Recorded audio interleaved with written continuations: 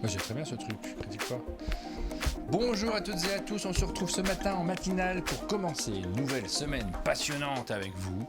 Nous sommes le lundi 7 octobre 2024. J'enchaîne, c'est important de donner la date, les gens sont pas sûrs. Là maintenant, on a... Tout précisément 8h19. C'est marqué à l'écran, vous le voyez, il est 8h19.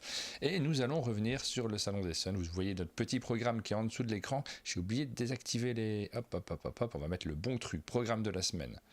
Voilà, le programme de la semaine, on commence par ça. Nous allons vous parler de ce que nous avons fait à Essonne. On va déjà vous annoncer ce qui va se passer sur la chaîne d'un monde de jeu pendant cette semaine.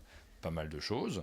On a un programme qui n'est encore pas tout à fait arrêté parce qu'on reprend la semaine. Vous le saviez, nous étions à Essonne la semaine dernière, sur la fin de semaine. Et naturellement, là, on est en train de se plonger dans les mails, de répondre à tout le monde et puis d'essayer de réorganiser un petit peu les semaines qui viennent. On reviendra sur ces différents aspects. On a vu un petit commentaire, je reviendrai dessus, c'est la deuxième rubrique. On n'avais pas le budget d'aller à Essonne. Je vais revenir là-dessus parce que je pense que c'est intéressant de réexpliquer ce qu'on fait parce que c'est plus simple, c'est important et puis ça vous concerne aussi. La balade à Essonne. On va regarder les photos et les vidéos ce matin. Ouais, on a tout préparé, on est prêt pour vous en parler. Les jeux qu'on a ramenés, on a ramené quelques jeux d'Essonne, pas énormément.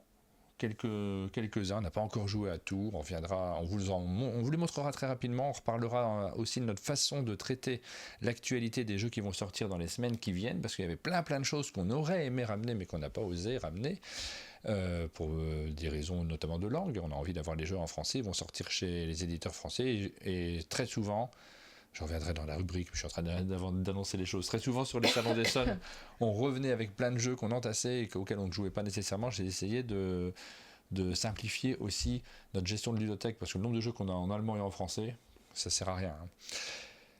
Enfin, on reviendra sur les vidéos qui ont été diffusées sur la chaîne, puisque c'est la matinale du lundi, celle dans laquelle on vous parle aussi de la petite vie de la chaîne, la petite vie d'un monde de jeux.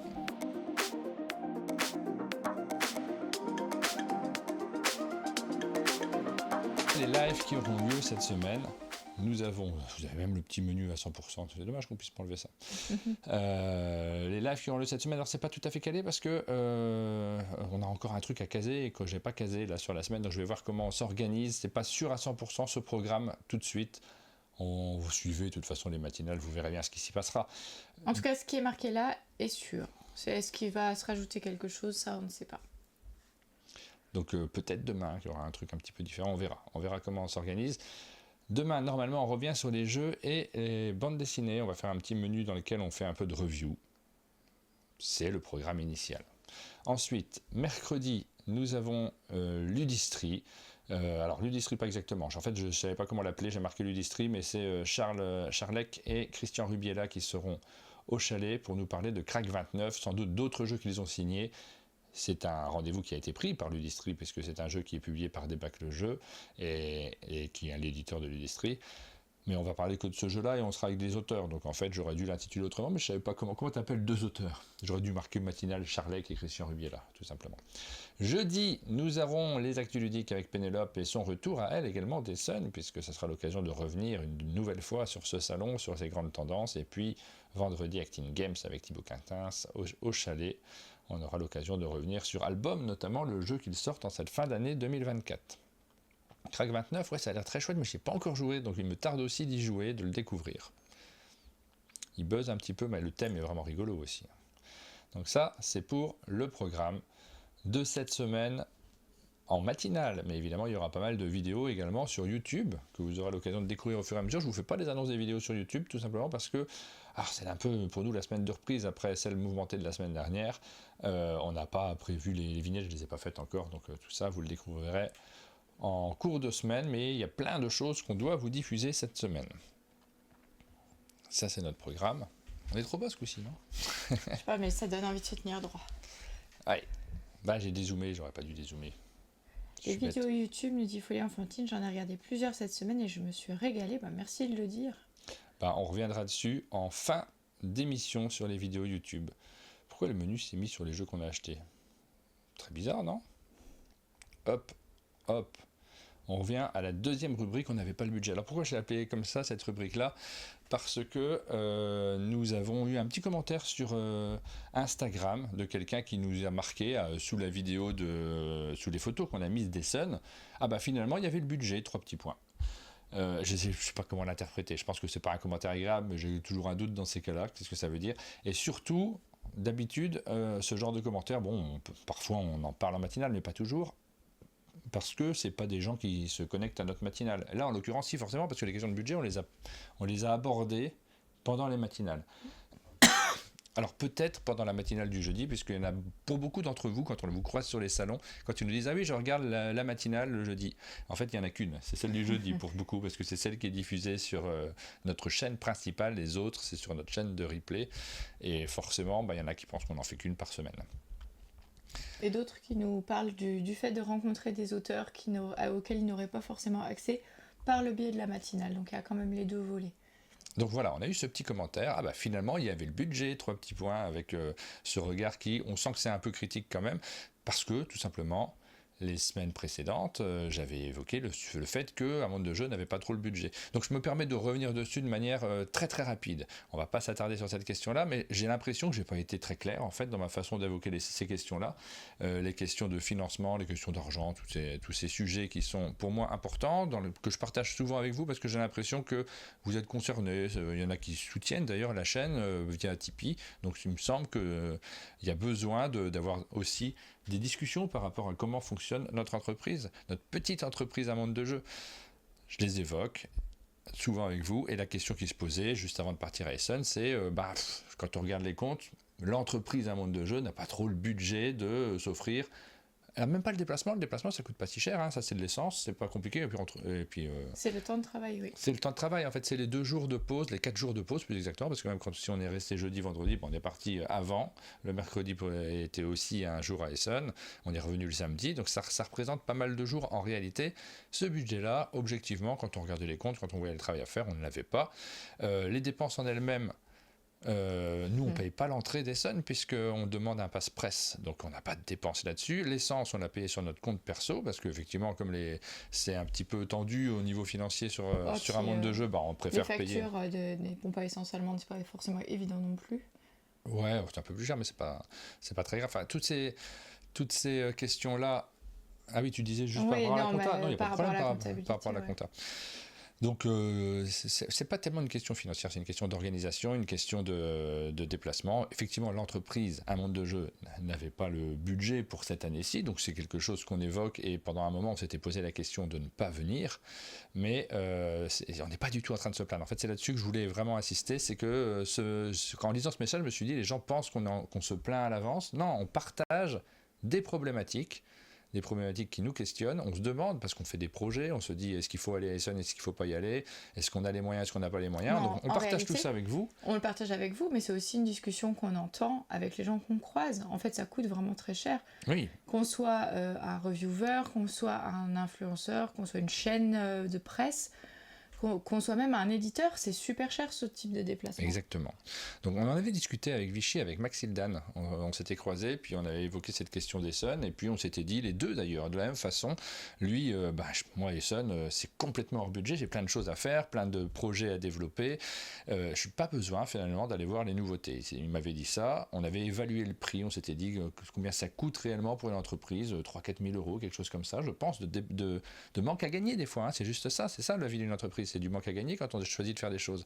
Et lui m'avait dit, j'irai pas. D'ailleurs, il a été à Angers pour le grand tournoi qui a été organisé autour d'Alterd, et c'est beaucoup plus pertinent pour lui qui construit sa chaîne autour du TCG, donc il n'y a pas été à Essonne. Et moi, j'avais dit la même chose, je pense que je pourrais pas y aller, j'avais pas d'autre chose à mettre à la place, mais c'était compliqué, et finalement, à la dernière minute, on s'est dit, non, nous, on nous parle de l'actualité, on essaye de saisir l'époque, comment fonctionne le monde du jeu de manière générale, on essaie de le retranscrire aussi. Effectivement, c'est un petit peu plus compliqué cette année, un peu plus complexe, on ne s'en plaint pas, mais c'est un état de fait, mais il faut quand même qu'on y aille. Donc on a décidé d'y aller, on a investi notre argent perso, tout simplement, et là-dessus je voudrais revenir aussi sur autre chose, c'est-à-dire l'impression que cela donne pour ceux qui suivent, parce qu'il y en a beaucoup qui sont dans une démarche de loisir. Et ça, je le comprends complètement. Moi, je l'ai été pendant très très longtemps dans une démarche de pur loisir, c'est-à-dire je vais à Essonne sur mon argent perso, quand j'étais salarié dessinateur, quand je gagnais ma vie en tant que dessinateur uniquement, quand tu étais professeur des écoles. Donc on avait cette démarche personnelle qui ne nous posait strictement aucun problème en termes de... Même au point que pour aller à Cannes, moi je devais demander une disponibilité. Oui, c'est ça. Et donc j'étais pas payée en fait pendant ces jours-là. Exactement. Parce qu'évidemment, à l'inspection académique, ils me disent « Ah, mais parce que vous allez les utiliser dans votre classe. Mais fantastique, très bien. Ben oui, allez-y. Bon, par contre, on vous paie pas ces jours-là, c'est logique. Et forcément, tu y vas, mais tu sais que c'est un salaire qui sera tout raccourci ce mois-là. » Voilà, mais c'était notre loisir. Donc on n'avait pas de questionnement sur les loisirs. Sur les loisirs, on a le budget des jeux qu'on va acheter ou pas, et c'est tout, et ça on se limite sur place, c'est que ça en réalité. Et sur les loisirs, il n'y a pas de questionnement. Il y a beaucoup de gens qui nous lisent et qui ont un prisme de loisirs, donc ils se disent, qu'est-ce que c'est que cette histoire de budget, tu l'as ou tu l'as pas? Qu'est-ce que c'est que ce discours? Je ne le comprends pas, et c'est normal que les gens ne le comprennent pas.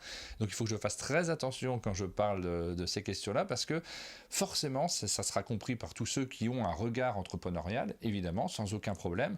Ça ne sera pas compris pour ceux qui sont dans un domaine de loisirs et qui ont un regard de loisirs, et qui, pour eux, le budget, c'est les jeux que tu achètes, c'est l'entrée du salon et éventuellement l'hôtel, c'est tout. Là-dessus, donc voilà, c'est un regard qui est différent. Il faut que je le réexplique à chaque fois. On est très content de ce qu'on fait. On est ravis d'avoir fait Essen, vraiment. Avec le recul, vraiment un super Essen. Moi, ça m'a fait un bien fou. Il faut aussi le dire et le répéter.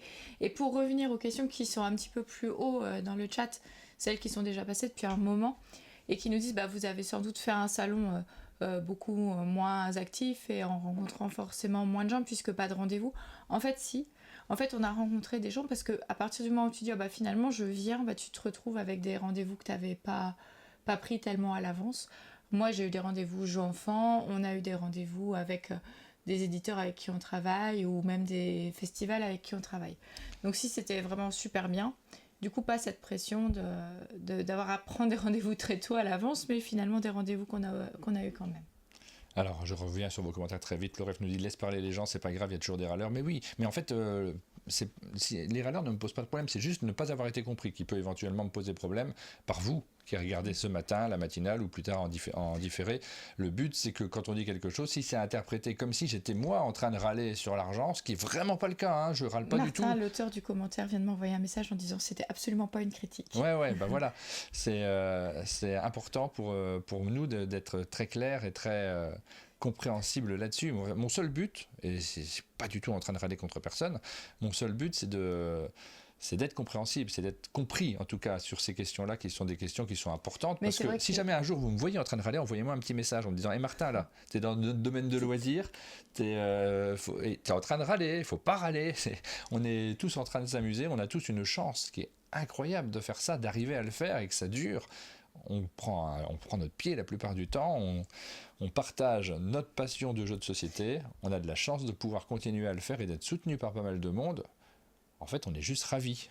Parfois, on grince des dents en disant c'est plus compliqué en ce moment, et puis d'autres fois, vraiment, ça se passe dans un climat global où c'est compliqué en fait pour le monde du jeu. On a l'impression que le monde du jeu est en pleine croissance, qu'il y a des jeux, il y en a énormément, mais en fait, il y a aussi de plus en plus d'influence, de plus en plus de presse, et les éditeurs eux-mêmes peuvent parfois avoir du mal à se dire que c'est pertinent d'aller sur un salon.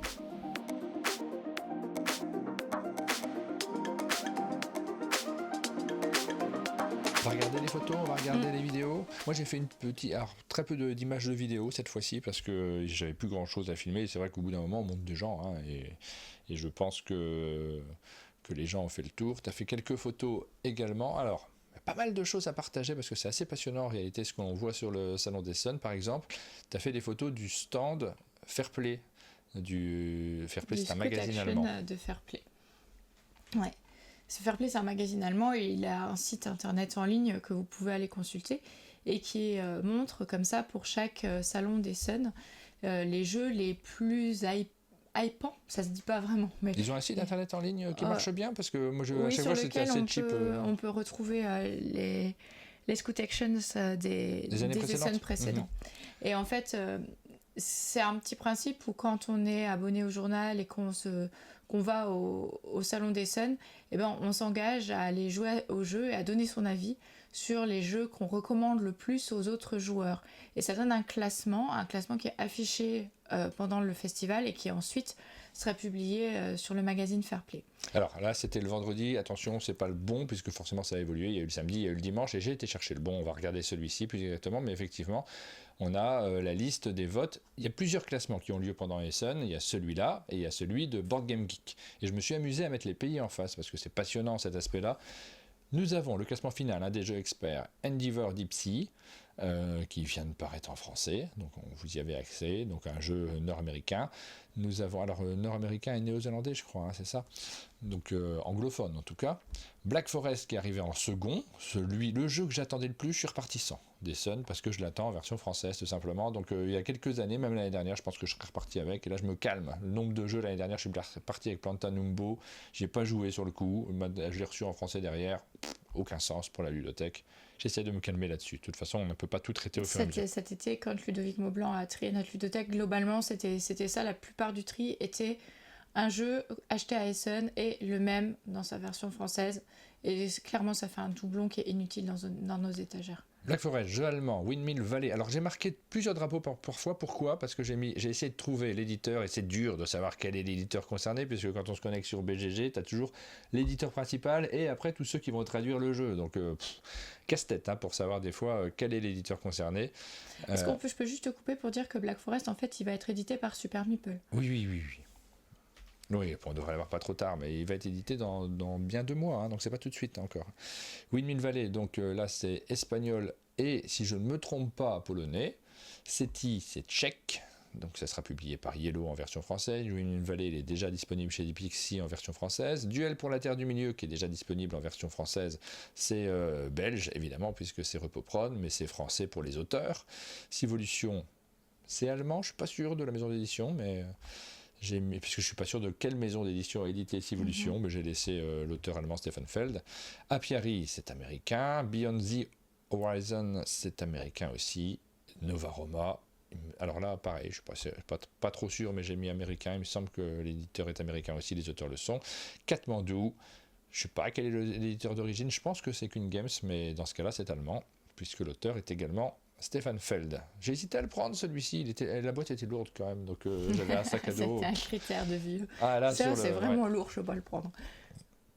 Comme on s'y est pris très tard, on n'avait pas de place de parking, il y a des places de parking qui sont réservées à la presse, et du coup je n'avais pas garé ma voiture à côté. J'ai fait le poids rentrer en compte pour les jeux que je prenais, les finances et le poids. Les jeux famille, un deuxième classement. Alors vous avez vu, ce classement, c'est quand même... Il y a 3 jeux qui sont notés allemands, il y en a 3 qui sont notés américains, anglophones, on peut rajouter le premier qui est le 5e, et un jeu franco-belge. Un peu de pays de l'Est avec Seti et Windmill Valley. On voit les pays d'origine des jeux un peu experts. Et quand on regarde les jeux familiaux, regardez le nombre de drapeaux français. Pouf, d'un seul coup, on passe sur des publications françaises. Bombuster, ça arrive en tête. Bravo à Cocktail Games qui, bon, ils changent pas de catégorie. C'est leur jeu le plus expert depuis très longtemps, mais ils restent en famille malgré tout. Mais ils arrivent à la première place. Ils sont incroyablement forts. Ouais. Que des succès chez Cocktail. Il y avait une belle mise en valeur du jeu aussi au niveau stand et tout. Et je pense que quand même, ça appelle au moins le visiteur à s'arrêter, tu vois. Château Combo, énorme succès. Je ne sais plus les centaines de jeux qui se sont vendus dès le début du salon, c'est incroyable. Harmonie, encore un jeu français. Bravo à Ketchup donc pour Château Combo et aux auteurs. Harmonie, donc pareil, bravo à Libellude. Far Away, encore un jeu français, les 4 premiers. Oui, mais alors on peut quand même souligner le fait que Ketchup a 2 jeux dans ce top 10 jeux famille. Fission ensuite, donc celui-ci. Je voulais le ramener, j'ai oublié, et après je me suis connecté sur Philibert, parce que Philibert propose parfois les jeux, et il est épuisé aussi, pas de chance. Donc il a vraiment... Ouais. Medium, donc ça c'est le jeu donc ça c'est allemand, c'est Friedman Friese, dans sa maison d'édition.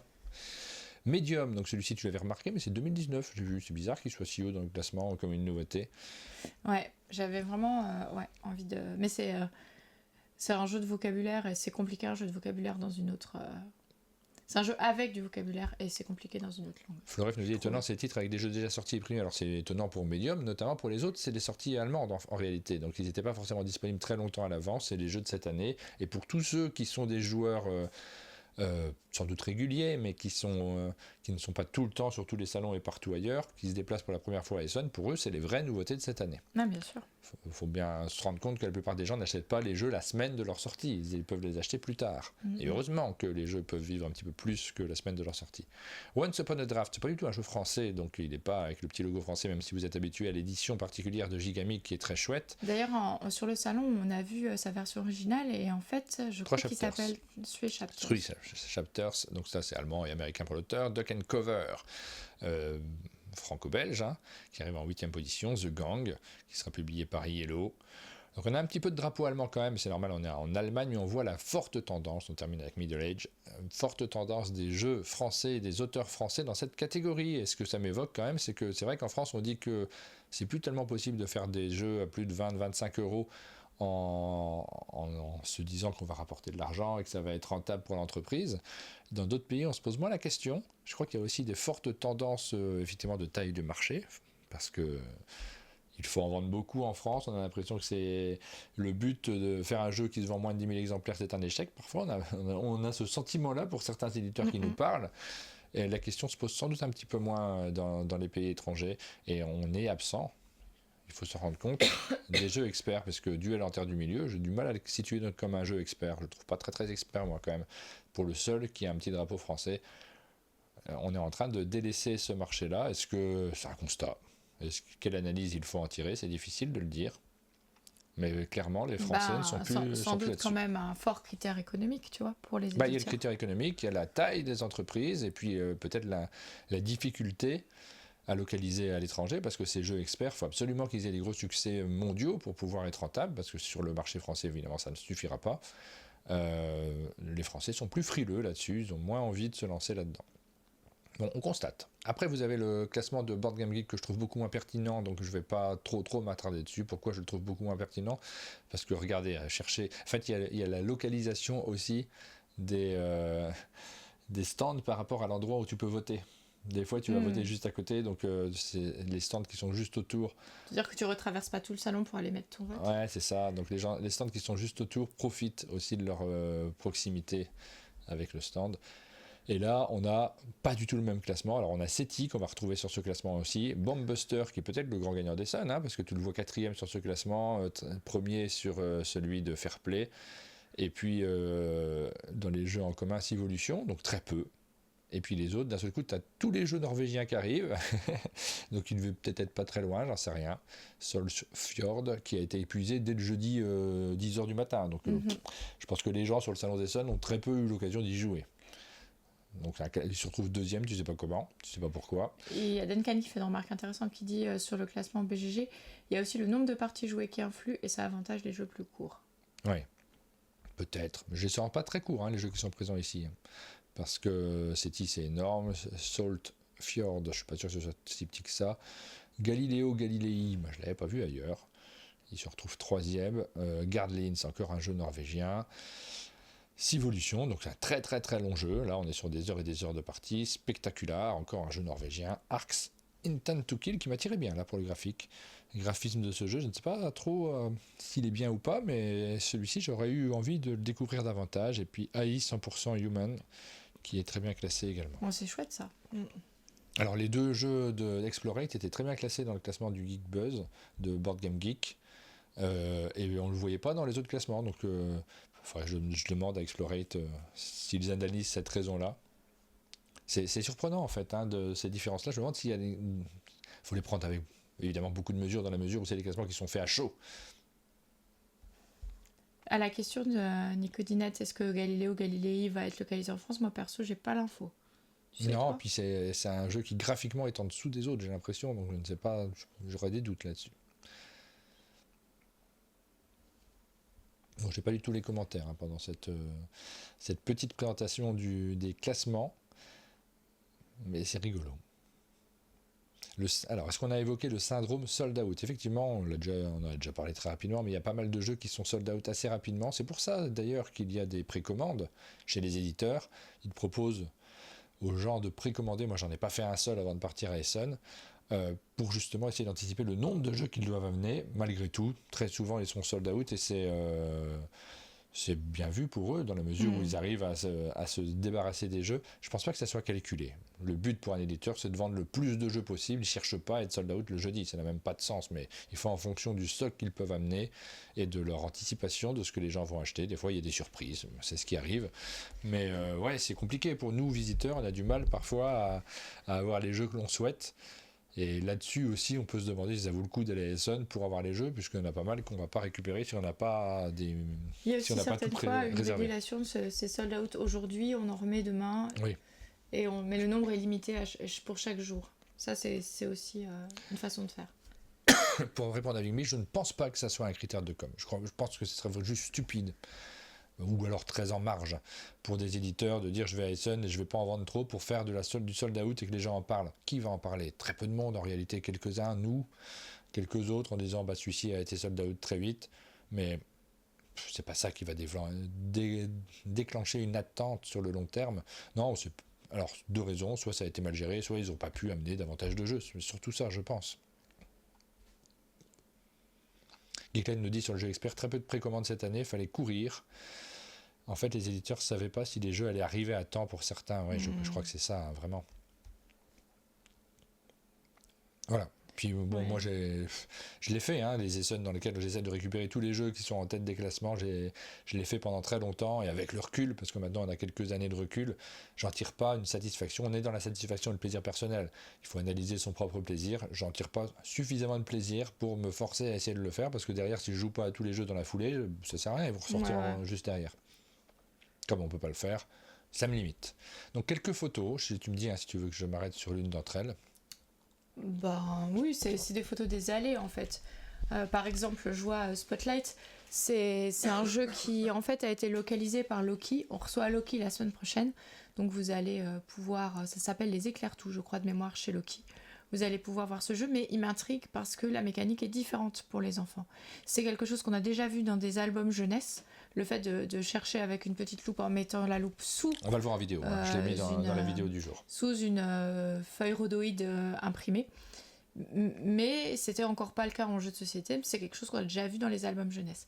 Ensuite, ça c'est les jeux One Games, le stand est toujours assez surprenant parce que c'est tout minimaliste, même le stand en fait, et semble au prorata de la taille des boîtes. Je trouve ça c'est chouette, on y va toujours. Mimi, quoi. Là aussi, j'ai acheté des jeux au hasard pendant un certain temps. Aujourd'hui, je prends plus rien parce que les bons jeux, de toute façon, on y aura accès. Alors, je prends plus rien. Je regrette parfois. Hein. J'ai croisé Pénélope qui avait trouvé des petits jeux très originaux sur des stands coréens, pas celui-ci, mais un autre. Et bah, ouais, c'est vrai que parfois, je regrette un petit peu de pas à partir à l'aventure sur tous ces jeux-là. J'ai aussi pris des photos de stands qui me semblaient rigolos. Par exemple, le stand helvétique, c'est carrément une cabane en bois. Mais réellement, c'est pas une bâche imprimée bois, c'est une cabane vraiment en bois dur. J'étais un peu curieuse de ce nouveau jeu, de ceux qui ont fait High School, qui est un petit peu au-dessus. Ouais. Ça m'aurait plu, mais voilà, fallait attendre un petit moment. C'est des jeux de pichenette, hein. On n'est pas fan forcément de la pichenette. Juste dans l'idée de tiens, qu'est-ce qu'ils ont fait d'autre. C'est des jeux que j'aime bien présenter moi sur la chaîne de manière générale, mais c'est pas des jeux auxquels je vais jouer après chez moi. Ces photos, elles servent aussi à vous donner un peu l'ambiance du salon. Voilà, on vous montre rapidement quelques photos. On va revenir aussi en vidéo. Alors ça, c'est... Oui, vas-y. C'est pareil, hein, je l'ai en vidéo, donc on va revenir après dessus. Un stand de Lucky Duck qui était en version, évidemment là on n'avait pas nos amis francophones de Lucky Duck qui n'ont pas fait le déplacement pour cette Essen-là, il n'y a pas besoin puisque c'est un éditeur polonais, donc forcément c'est plutôt la branche germanophone qui s'est déplacée sur le salon d'Essen. Alors vous voyez, j'ai aussi essayé de prendre en photo les stands qui étaient un petit peu plus originaux que les autres, ceux qui avaient par exemple comme là une cheminée ou le stand Bumpbuster qui est en fait une espèce de cube dans lequel on peut rentrer, qui était assez intriguant. On pouvait regarder les autres par les petits hublots. Et puis comme c'est un salon Essen, il y a beaucoup de choses qui font un peu foire du jeu en fait. Il y a du cosplay, mais il y a aussi des stands pour acheter des produits qui sont inspirés par le jeu, comme c'est le cas juste au-dessus des thés qui sont inspirés par Donjons et Dragons. Ouais. Ou alors des articles de cosplay avec des magnifiques bracelets en cuir que j'ai regardé un petit moment quand même. Et pour lesquels finalement j'ai rien pris. La fameuse mascotte, hein, il y a une mascotte cette année et ça marche. Hein, j'ai vu pas mal de gens se faire photographier avec la mascotte d'Essonne. Ouais. Je ressentais J'ai pas un proposé besoin. systématiquement à Martin, mais il Ouais. n'a jamais voulu. Moi, je ressentais pas un besoin d'avoir une mascotte. Est-ce que je suis attiré par ce genre de choses? Pas trop.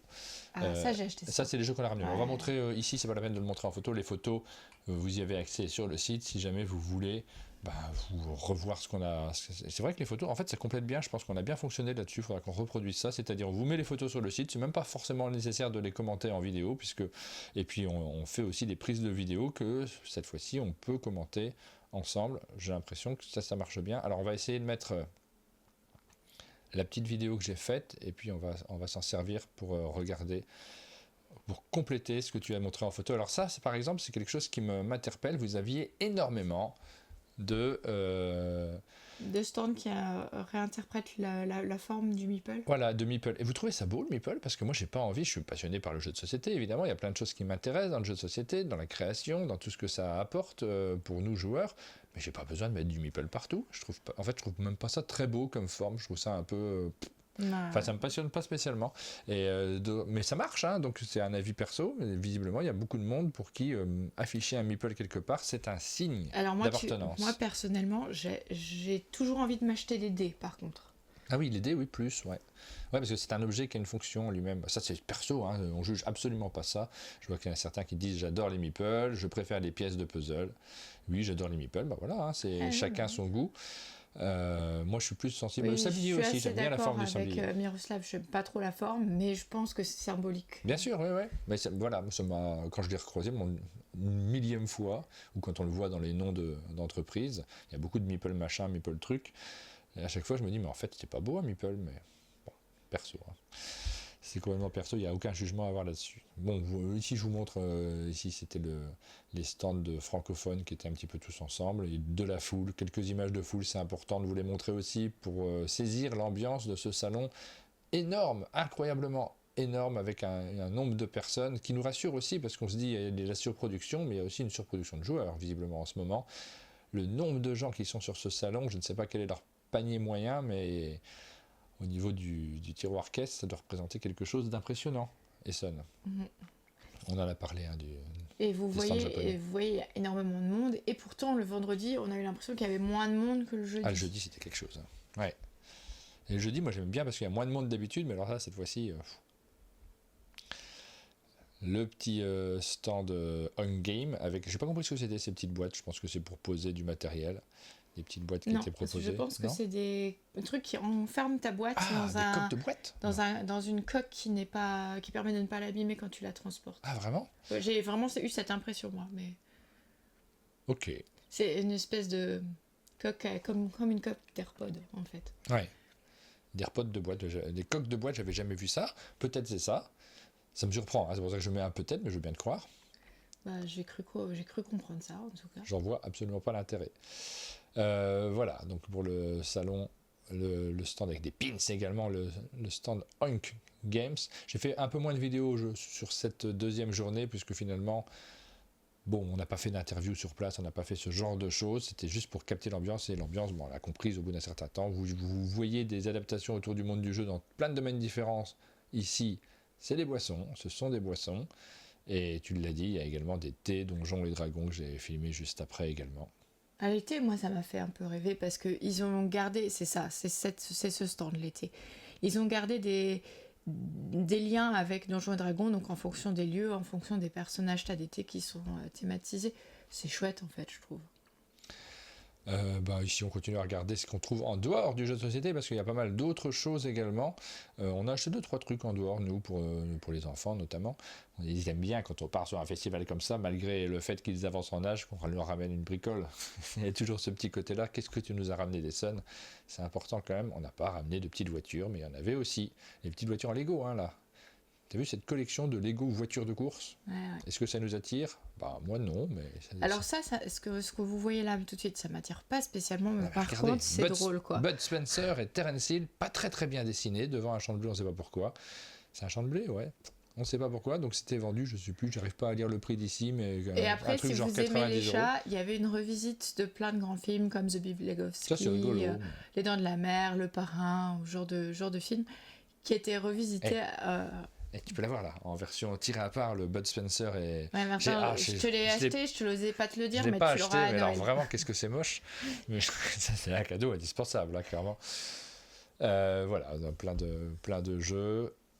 Alors ça, tu l'as photographié aussi, mais moi ça m'impressionne. C'est les jeux de Stefan Feld, la City Collection. Donc tous ces jeux qui pour certains sont des rééditions et pour d'autres des créations rethématisées sur des villes du monde.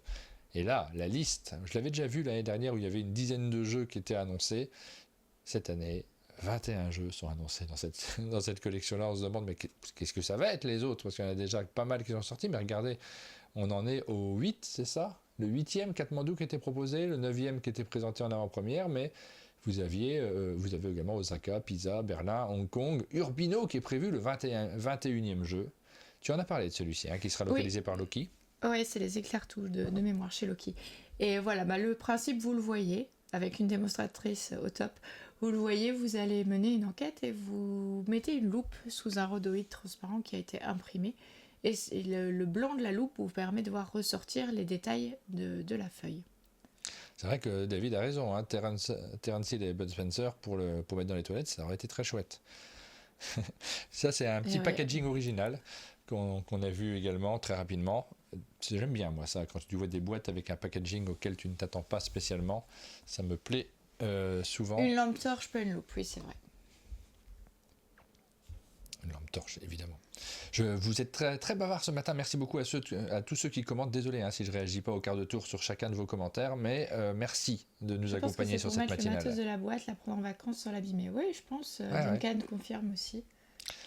Alors, les jeux qu'on a ramenés, on continue à avancer sur le programme. Pouf, 4e rubrique, j'ai été très mauvais sur le menu en bas. Sur l'avancement. J'ai une petite manip à faire avant la matinale et comme je prépare plein de trucs en même temps, souvent j'oublie de la faire, j'oublie de décocher les cases. C'est un menu manuel.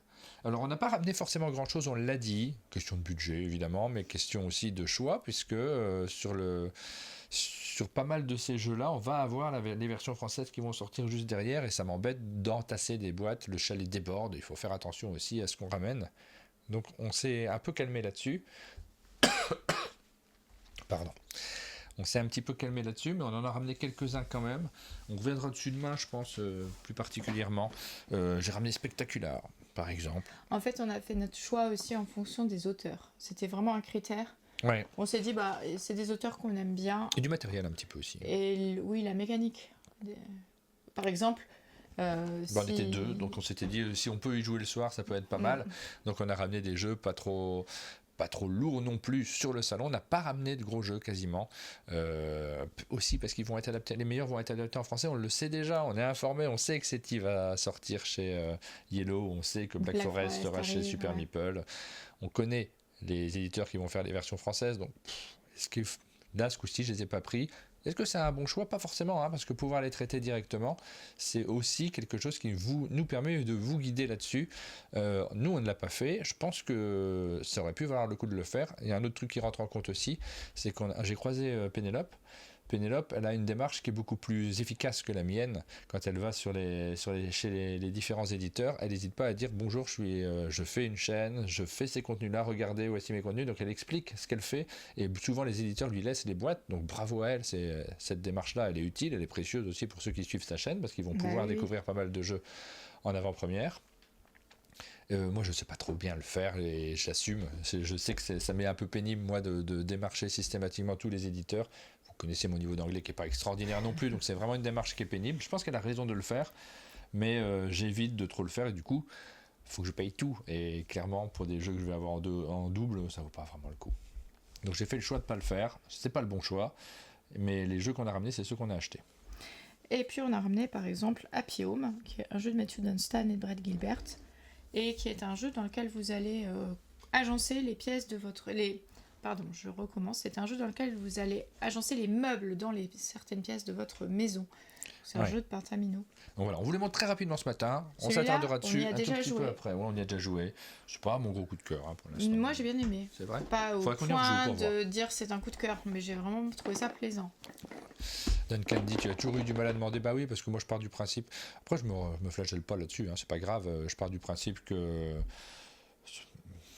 j'ai plutôt envie d'avancer. De toute façon, j'ai tort là-dessus. Quoi qu'il arrive, j'en ai parfaitement conscience. Il faut demander, il faut montrer ce qu'on fait, il faut expliquer ce qu'on fait. J'ai plutôt tort là-dessus, mais comme ça m'est pas agréable, je le fais pas. Portals. Rosenberg, forcément on a envie de le prendre. Rosenberg, il fait plusieurs types de jeux. Il y a ces gros jeux de gestion et puis il y a ces jeux de placement de tuiles les unes à côté des autres. Celui-ci fait partie de cette rubrique-là qui est peut-être l'une des rubriques que je préfère dans le catalogue des jeux Rosenberg. Rubrique, quel drôle de terme. On y a joué hier, c'est sympathique, c'est particulièrement moche, donc ça je pense que ce sera un problème pour une éventuelle édition française, d'où l'intérêt de le prendre sur place. Il y a toute une construction narrative autour du jeu, elle est totalement inutile si vous voulez mon avis, et le jeu est pas beau. Mais pourtant, c'est vraiment agréable d'y jouer aussi. Moi j'ai bien aimé ma partie. Mais alors faut oublier que le graphisme ça peut te plaire dans un jeu de société, parce que là... Plumdois nous dit, je croyais que Blandine était sur ce poste, mais Blandine elle travaille pour les Pro Meeples, elle a son entreprise et elle demande des jeux pour elle-même, évidemment pas pour nous, ça c'est évident. Non, elle est, le poste sur lequel elle a pas mal bossé pour un monde de jeux, c'est celle de rechercher des annonceurs, notamment en dehors des éditeurs de jeux de société. Donc pas du tout sur le poste de démarcher les éditeurs pour récupérer des boîtes, personne n'a ce poste. Flower Fields. Celui-ci on n'a pas encore joué, tiens. Mais par contre j'ai sorti le matériel parce que ça c'est vraiment trop beau. Alors pour le coup, ça j'ai hâte d'y jouer. Pour le coup, Portals, je trouve pas ça très beau, mais vraiment pas. Autant celui-là, Flower Fields, tout est magnifique, jusqu'au petit meeple abeille en bois qui est tombé bien sûr, que vous ne voyez pas, mais que vous pouvez me croire sur parole est très joli.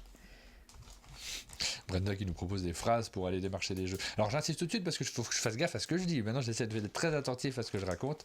T'as fait dialogue. Ouais. Non, je fais le choix de ne pas aller demander des jeux. C'est un choix parce qu'on est en termes de plaisir. C'est juste une question de plaisir. J'ai pas de plaisir à le faire, ça m'est plutôt désagréable.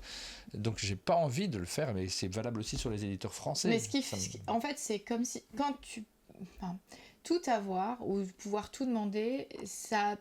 C'est agréable, etc. parce qu'on t'a donné le jeu, parce qu'on t'a reconnu et c'est cool. Mais choisir, faire ta propre sélection, et ça rend les jeux précieux, ceux que t'as ramenés. C'est ça. Nous, on aime bien ce sentiment-là. C'est un sentiment complètement différent. Il n'y a pas de jugement de valeur sur ce que peuvent faire d'autres personnes. Mais toi, quand t'as réfléchi, quand t'as un budget, que tu l'as respecté, que t'as choisi chaque jeu, que t'as une raison réelle pour chaque jeu, c'est hyper agréable en fait. Par exemple, le refuge, celui-ci, c'est Bombix qui nous l'a laissé, qui nous l'a offert. Ouais, et ça, on les remercie parce qu'il est vraiment très beau. Pour moi, c'est hyper agréable ça, de cette démarche-là. C'est-à-dire que c'est pas nous qui allons voir Bombix en disant je te prendrais bien un refuge, tu m'en donnes un. Je fais pas ça, je sais pas le faire et ça me déplaît personnellement en fait. C'est vraiment, on est dans le plaisir là-dessus, donc je l'assume complètement et je valide ma façon de faire, même si j'ai tort. Je dis que j'ai tort et en même temps je valide ce que je fais. C'est-à-dire que là, merci à Yann qui en croisant m'a dit passe sur le stand, faut que je te donne un refuge. On a discuté ensemble et c'était un plaisir pour lui de nous donner le jeu. Moi, c'était un plaisir de le recevoir parce que en fait, il sait ce qu'on fait. On sait ce qu'il fait, on discute ensemble, on partage quelque chose et le plaisir est entièrement partagé. Alors que quand tu es dans la demande, à titre personnel, j'ai l'impression de mendier et un petit peu. Ouais. Et parfois, parce que les éditeurs on leur demandent tout le temps des trucs. Hein.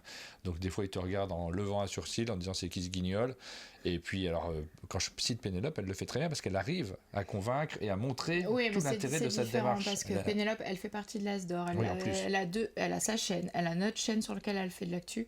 Et elle a vraiment l'envie de discuter avec les gens, d'expliquer, de se présenter. Donc, c'est pas du tout la même démarche. Exactement. Et bon, voilà, je suis trop long là-dessus parce qu'en fait, vous aviez compris dès la première phrase. Mais en tout cas, voilà. En plus, quel plaisir parce qu'on a tellement envie d'y jouer. Qu'est-ce qu'on a ramené d'autre ? C'est sur le haut de ma pile de je veux jouer à... On a presque fini, hein, on n'a pas ramené grand-chose en réalité. Mais par contre, sachez que du coup, comme on est allé acheter Flower Fields, on a récupéré le similo de... Mais j'en avais pas des simulos, il y en a chaque année des simulos qui présentent les boîtes du salon et en général, je le récupère pas.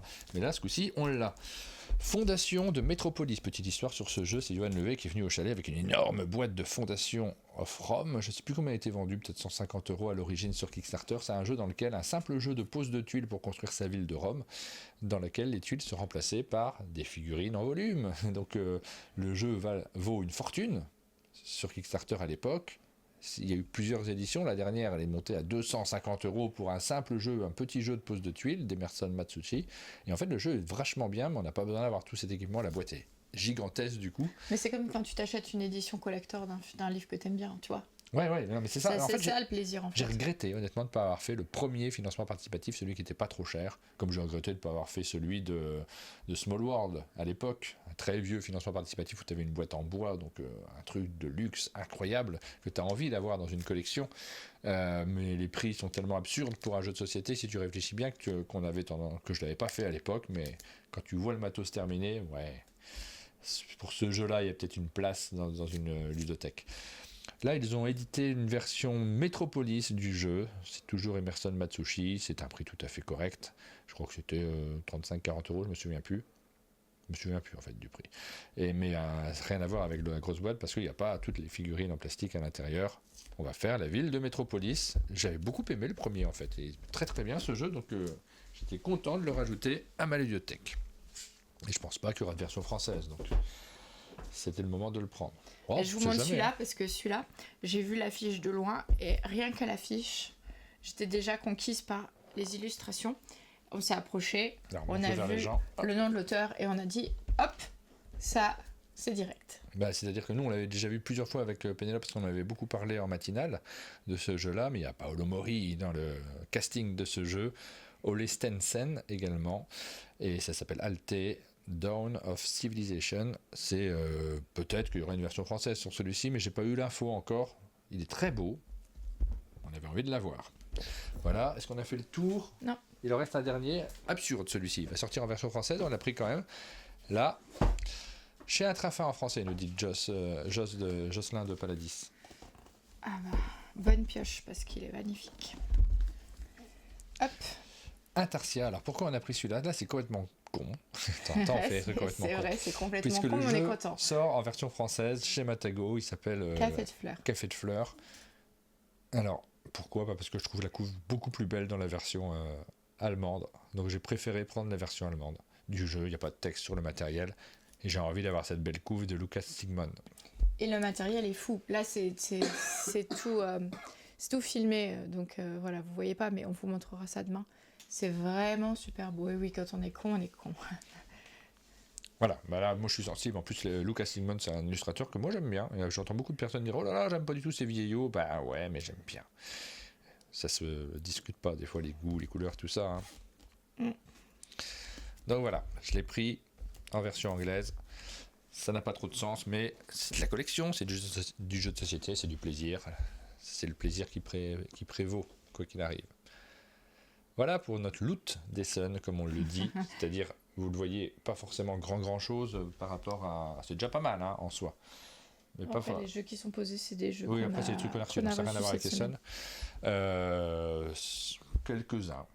Quelques petits jeux, essentiellement. Mais pas... Est-ce qu'on est à la dizaine? 1, 2, 3, 4, 5, 6, 7, 8. J'en vois 8, là. Plus le petit jeu de cartes que j'ai ramené pour Joseph, mais voilà. C'est vraiment pas... Elle a été calme, hein, franchement, par rapport à quelques années où on en ramenait 40. Pas la même histoire cette fois-ci. Et j'en suis... Et vraiment, je repars, je reviens d'Essen avec beaucoup de plaisir. Je les ai vécus différemment, donc il ne s'agit pas de porter le jugement. Un sentiment de... Comment dire, un peu de satisfaction en disant bah là c'est sûr on va tous y jouer. Il y a des années où on en a ramené tellement, ou toi où tu partais avec Jérôme t'en ramenais tellement, et en les voyant poser en pile, c'est le genre de photos de pile. Ouais. Moi j'ai jamais joué à tout. Toi non, mais à l'époque quand on ramenait beaucoup de gros jeux, on y jouait. On avait d'ailleurs le week-end qui suivait, on jouait en boucle parce qu'à l'époque je travaillais pas le week-end. Là je rentre, je travaille directement puisque je fais mon dessin de presse le week-end. Donc c'est pas la même façon de vivre, c'est pas la même époque pour moi. Chacun peut être à une époque de sa passion un peu différente. Nous c'est comme ça qu'on l'a vécu cette année, mais ça nous a fait du bien. Et comme souvent les visites un peu mal organisées nous font du bien. Et celles qu'on organise bien nous déçoivent. Débauché à acheter Tower Up. Je pense que je l'aurais acheté aussi. Tower Up, ouais. Oui, bien sûr. Est-ce qu'on l'a Tower Up d'ailleurs? Je pense pas qu'on l'ait gardé après le tournage, mais je pense qu'on l'aura. On l'aura.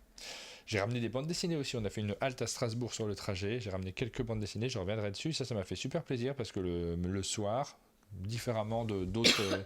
Je vais pas trop, moi, aux soirées en général. On rentre à l'hôtel, on joue un petit peu, et puis après, je me suis couché avec des bouquins, et ça me fait plaisir. J'aime beaucoup lire en déplacement, parce que tu vis les lectures un peu différemment aussi, c'est des moments à part. Donc ça, on reviendra dessus cette semaine, c'est promis.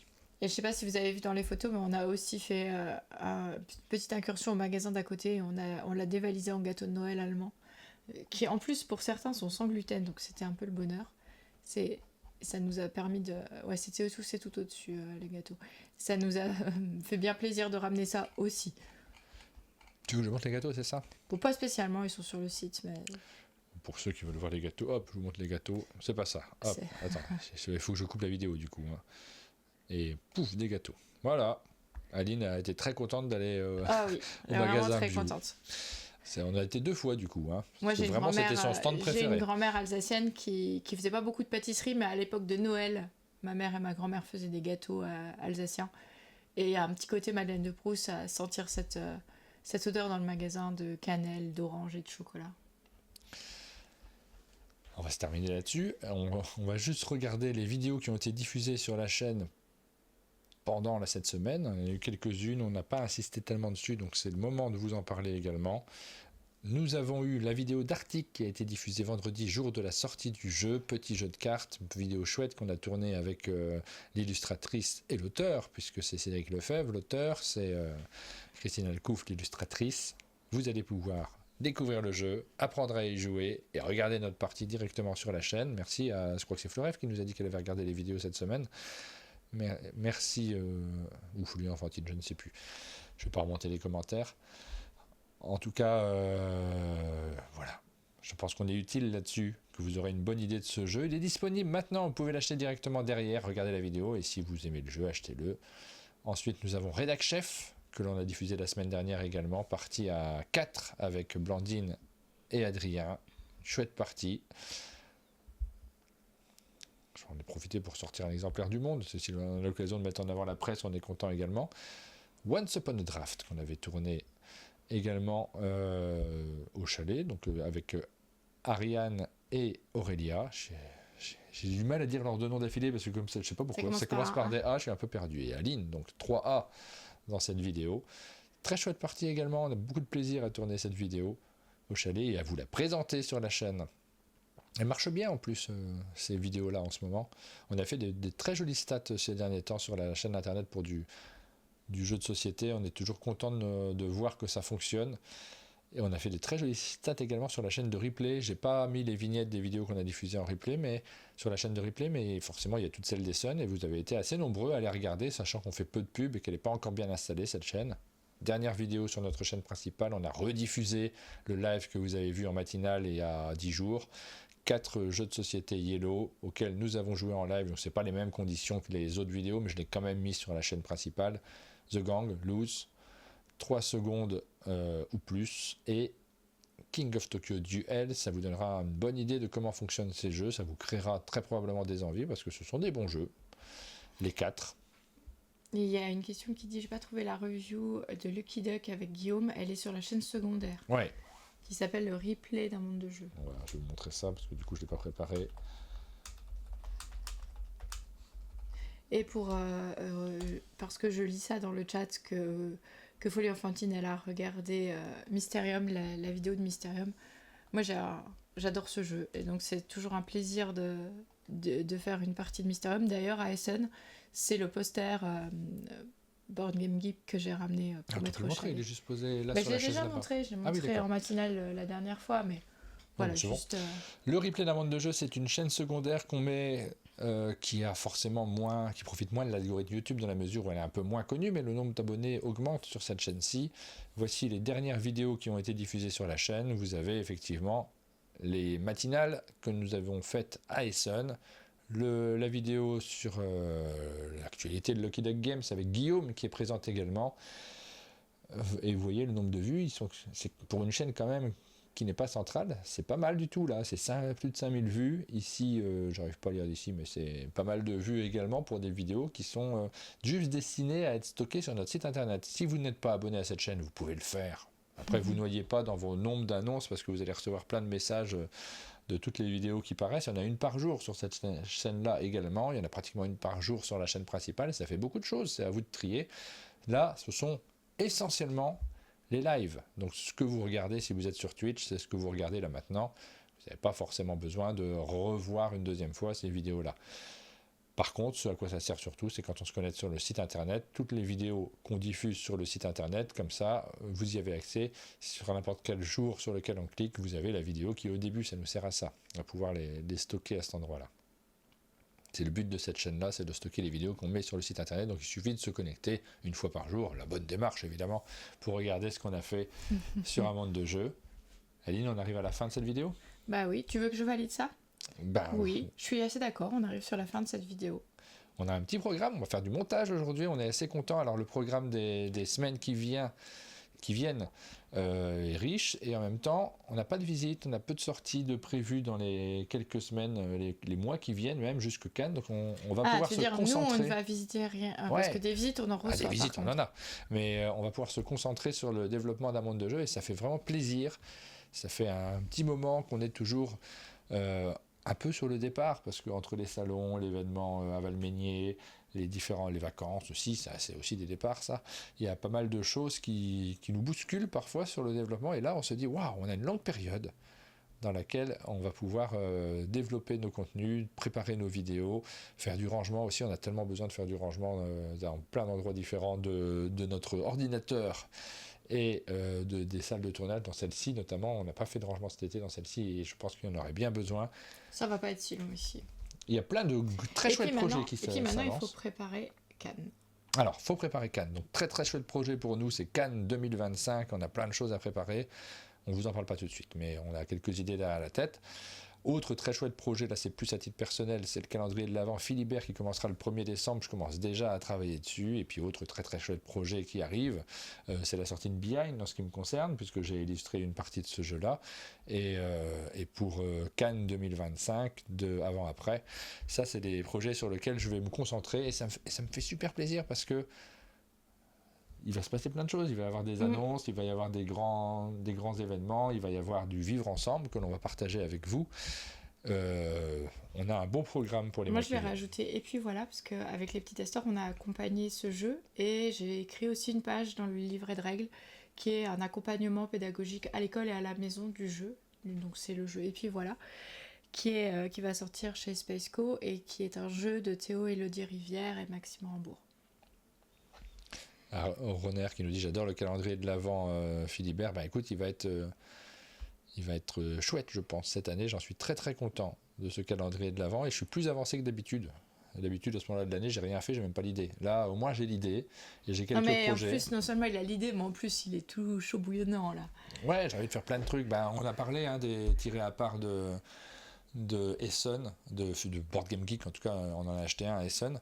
Je trouve ça très très chouette, j'aimerais bien faire des tirés à part et je sais que la planche 2 du calendrier de l'Avent et la planche 24, elles peuvent faire des tirés à part par exemple. Donc j'ai envie de m'y mettre directement pour pouvoir, je vais attendre un petit peu, j'ai d'autres trucs à finir avant, mais j'ai envie de m'y mettre directement pour pouvoir déjà voir à quoi ça va ressembler. Voilà, je vous ai un tout petit peu teasé, c'est la fin de cette matinale. Demain, on se retrouve ensemble. Je suis pas sûr à 100% du programme de demain, mais je suis sûr à 100% qu'il y aura une matinale. Je suis sûr donc soyez connectés. Ah oui. Voilà pour aujourd'hui, bonne journée à tous. Il y aura des vidéos sur la chaîne YouTube cet après-midi, comme d'habitude.